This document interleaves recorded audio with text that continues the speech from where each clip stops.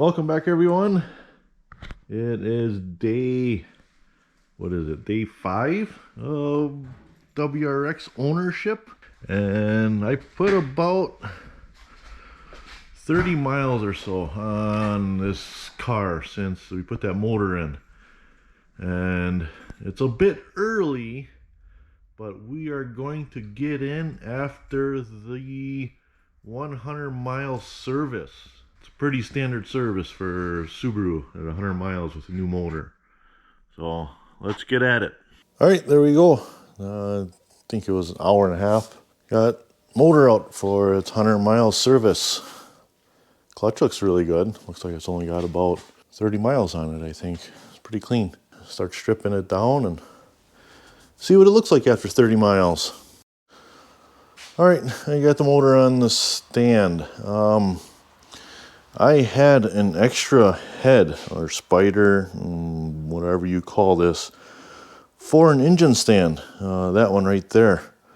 And I had full intentions of going to build a quick stand. And I went to Horrible Freight, and I was going to pick up casters, and casters was going to be $30. Materials for just the bottom stand of this was going to be well over $80. So I was at $110. Just the materials alone for myself to build one of these engine stands. So I'm walking through Horrible Freight, and just to get an idea, I walked by the engine stands. I wanted to see what they were, and lo and behold, they had this one, a open box steel, $124 for a 1-ton fold-up engine hoist. I can't even build it for that. Painted, ready to go. Pins, casters, even they're bigger casters than the ones I was even gonna get. And it came with this heavy, these are solid pins. This is very heavy duty. This is 3/4 of an inch thick. That is a very heavy spider head. Again, I don't know, whatever you call it. The one I had, you see it's thinner, and I actually used this one because it clears. The other one didn't clear the clutch.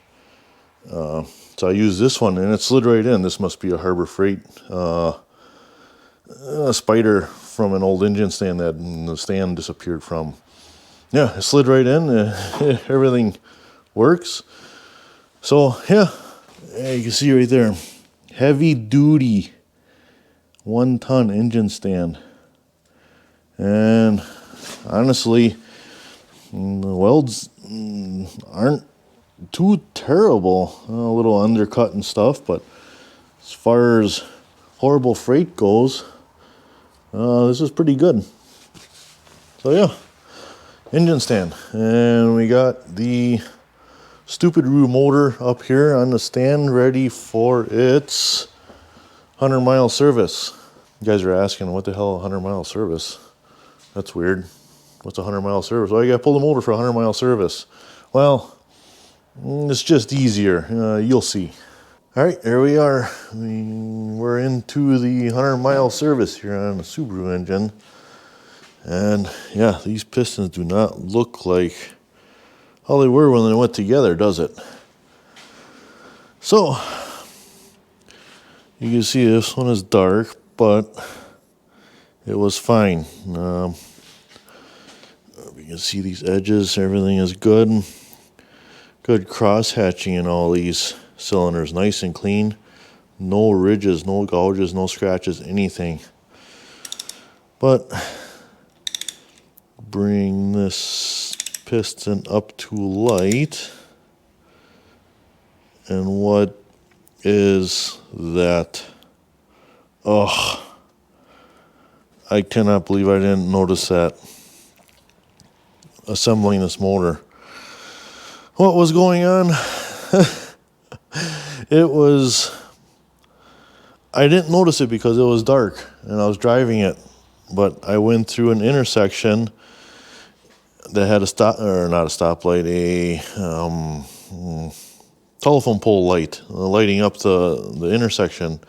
And I looked in my mirror, and what did I see was a plume of smoke. So I came back and dug around on the motor, did some looking, and I couldn't really, I didn't see anything obvious. I thought maybe the turbo seals, even though I rebuilt it, were leaking. Like I said, somebody was in that turbo. I rebuilt it myself, but who knows? Everything looked good in it when I was assembling it, but you never know. Maybe there was a fine crack in the housing or something dumping oil into the exhaust side, intake side on it. No, I just knew there was some smoke. I checked some things and I changed the oil. I went to Rotella oil and I drove it some more. Like I said, I put 30 miles on the car total driving around, and it seemed like it was getting better. It would smoke on startup. I would drive it around. It boosted fine. Everything seemed like it was good. But you would shut it off, and 5 minutes, 10 minutes, whatever it was, even the next day, you would start it up, and it was a bunch of smoke. Sometimes not as bad as others, but it would smoke every time starting it up. Driving it, the smoke, if you're easy on it, it would start to go away, and it seemed like it was okay, and it was getting better. I just thought maybe, who knows, I thought whatever the problem was, oil or whatever, was getting better and it was going to be fine. So yesterday I put the car up on the lift and I wanted to do a leak down test on it. And that was one of the things that was kind of bothering me when I had this all assembled. I was thinking when I was on the bench, I was like, I should do a leak down test on it just to be sure, because I typically it was bothering me that this guy pulled his motor and did a build block when he only had like 40-some thousand miles on his car. Typically, anybody with a boosted car will do mods until they blow some shit up somewhere, or it starts blowing oil, or in this case, took out a ringland and started blowing oil. That's typically what people do. They mod their cars until something happens, and then they do a build block.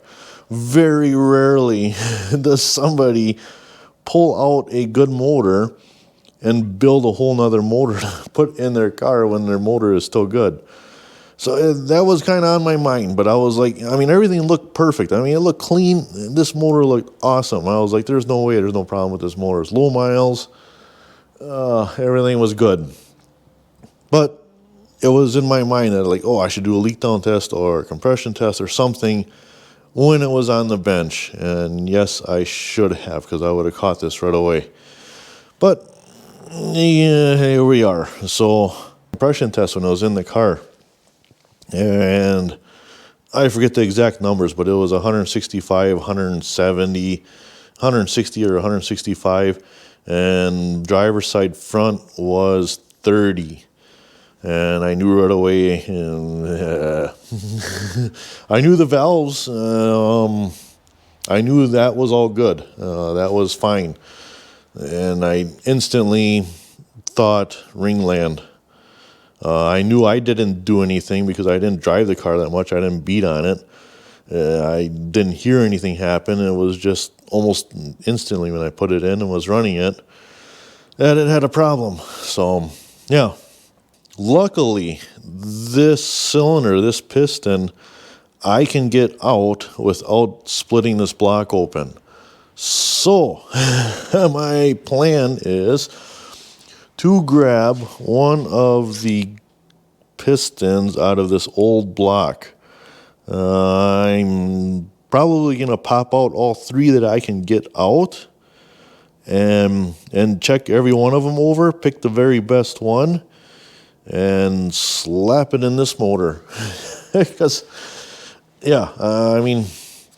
that's why we're doing a 30-mile, 100-mile service on this pig, is because one cylinder was dead. Besides that, it didn't make any noise, ran great.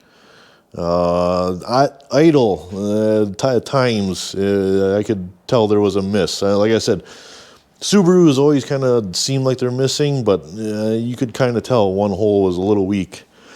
So yeah, I'm gonna pull this oil pan, pop this piston out, and we'll see what this pile looks like. Like I said, the hole in the cylinder, I don't know if you guys can see that.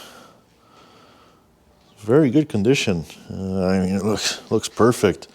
Crank is in the journal is perfect. There's nothing wrong with that at all. But look at this piston. You can see, well, I don't know if you guys can see. It looks like this top got melted in here, right in here. So it must have ran lean, got melted, and then the piston rings got stuck and broke out these lower ring lands. This ring, the center one, is obviously broke. A couple of chunks out of it. The upper ring is there, but wasn't obviously doing anything. It's not broke. Well, I mean, it's not broken too. I don't know where all the chunks from this went. I don't know if that just melted down. I mean, it's not on the back side of the piston here. The gas ports are still there. The oil drain back. Is that oil or gas port? No, gas port would be the top. That's oil drain back. But yeah, I don't know. I mean, it's not melted into the back there. It's probably not going to be good anymore. So we're going to, like I said, this cylinder is perfect. Somehow. I don't know how. I'm going to pull out the 3 pistons I can get to in this block. That would be the driver's side 2 and the passenger side rear 1. Deglaze that cylinder, quick hone, and throw that piston in there and assemble it. I got a new head gasket on the way, new head bolts, and we'll seal it back up and throw it back in the car. And it should be good after that, hopefully, fingers crossed. Okay, that's where we are. One bad piston. Typical Subaru 100-mile maintenance. At least it wasn't a rod bearing. I don't know if that helps, but... Okay, I got a couple of pistons out of this other block already. Man, these bearings are pretty wiped in this block. Even these ones that were, quote, good. But pistons look pretty good. This one especially, this is the second one I popped out. And even, I mean, bearing is white, but it's not as bad as that other one. But I know somebody was going to ask, and I wanted to show you guys how I get these out without splitting the block. I'm using this, it's a socket with a built-in extension. This is Matco brand. I typically have Mac and Snap-on, but for stuff like this, they're expensive. You don't use them very often, but these are super nice because you can see they're pretty low profile. They're not as big as some of those flex or swivel head adapters that you'd use in between a socket and an extension or a ratchet or whatever. So these just go right in there. Get it on a nut.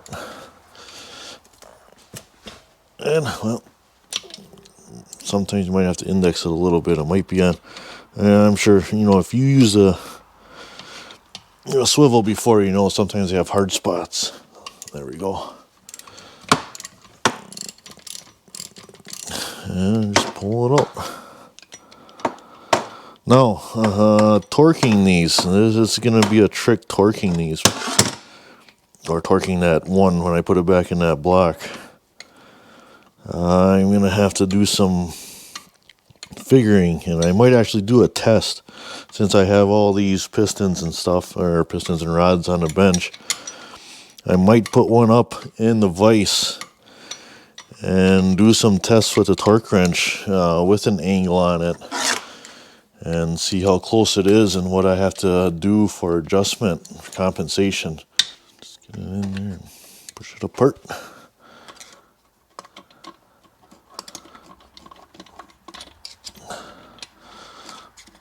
Pull that other end out. There we go. Well, that bearing doesn't look too bad. It's wiped out as well. I mean, you start to see the copper in it, but this is the best one so far. This might be the one that we're using. I'm not reusing the bearing. I'm using the bearing that's in the other motor, but just going off of this, so far, it might be the best one.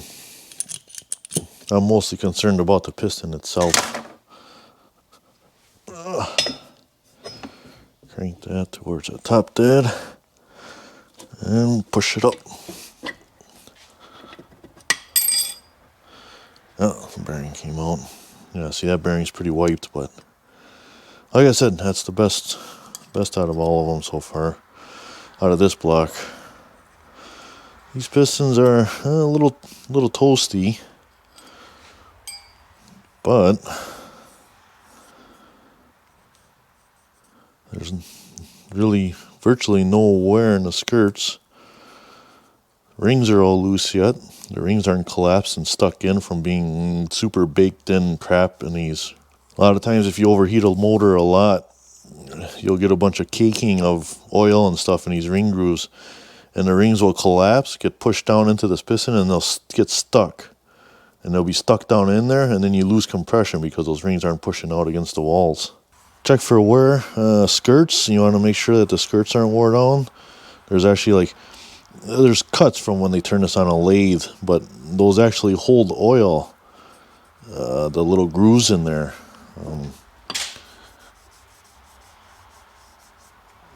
I don't know if you guys can see, but there's like lines from when they spin this on a lathe and cut these edges. There's lines in here, and those lines hold oil, and that's what lubricates these skirts.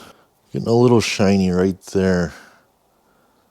You guys can see that one little spot right there, kind of shiny. The grooves are getting wore down.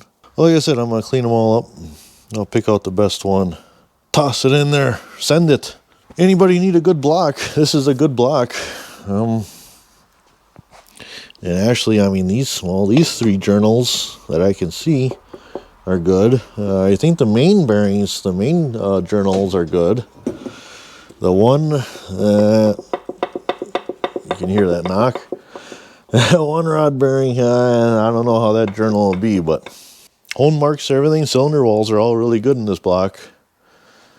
I'm going to show you guys. Yeah. Ain't it? For what you can see in here, I mean, it looks like a good... Let's see if I can see where you guys... Cross hatching. It's a little staining right there, I think, just from where it was sitting. But yeah, I mean, it's a good block for a builder if you're doing a build. Let me know if you need a block. All right, I didn't even have to clean them all up to make my decision. This one is the one right here. And the reason was it has the best grooves on the skirt yet on both sides.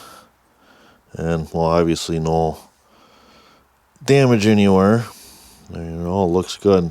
I'm going to go through and clean these ring lands out. And I'm going to use that broken piston ring from the old one. You just use this very carefully. Slide it in this groove. Clean out any junk that's in there. You don't want any, well, you don't want any junk anywhere in the motor, but you don't want any carbon deposits or any kind of junk in these piston grooves, piston ring grooves, because it'll cause a piston ring to hang up in there.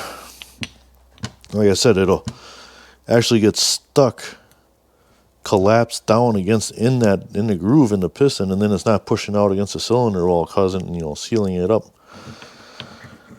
And then you lose compression, and usually by the time they collapse like that, they don't come back out. You can try putting tranny fluid in the cylinder and cleaning it out, or cleaners, seafoam, stuff like that. But most times when they get to the point where they collapse and they get stuck in that groove, you gotta basically physically pull them out and go through and clean them like this. Build up carbon deposits and junk too on cold engines. You start up a cold engine drive a couple miles to work, shut it off, and motor never warms up. That's where you can get a lot of this build up sludge, carbon deposits, and junk in an engine. Engines like long runs where they get totally heat soaked. Every part of them gets warm and ran. A lot of air pumped through them, a lot of fuel, a lot of heat. Those are happy motors. Also, condensation, short runs like that. You take your oil cap off of your motor and you look at the bottom of it, you'll see white. That is an indication of a bad head gasket or just condensation in general, which there again, you do those short trips in town, the motor never gets fully warmed up and never stays warm long enough to burn off that condensation that builds up inside of motors. Especially in going from temperature swings, winter time and stuff. You get condensation inside of motors just from them sitting. And you need to run them good and long, nice warm, long drives to clear that out. You know, be careful when you're doing this too, that you're not gouging into the aluminum of the piston. You don't want to exactly scratch it up or gouge into it. You want to rub hard enough to get that carbon stuff and junk out, but you don't want to like rub hard to the point that you're scratching up and ruining these grooves, the ring grooves. There's a little port there. I think that's an oil feed that goes into it's plugged up. I'm gonna have to clean that out. I think that might be like an oil feed to drain back into the pin, the wrist pin of the piston. Plastic scrapers are good for this sort of thing too. You can see all that stuff is coming right off. So the plastic scraper is not going to dig into the aluminum, scratch it up or gouge it up or anything. I don't care about the stuff that's built up on the inside. I'm just cleaning this top ring off. All right, piston is in. I noticed, you can see it, as you can see, a slightly bigger dome in the middle on the original pistons than this one. So it must be just slightly lower compression with this one than what the ones in this block were.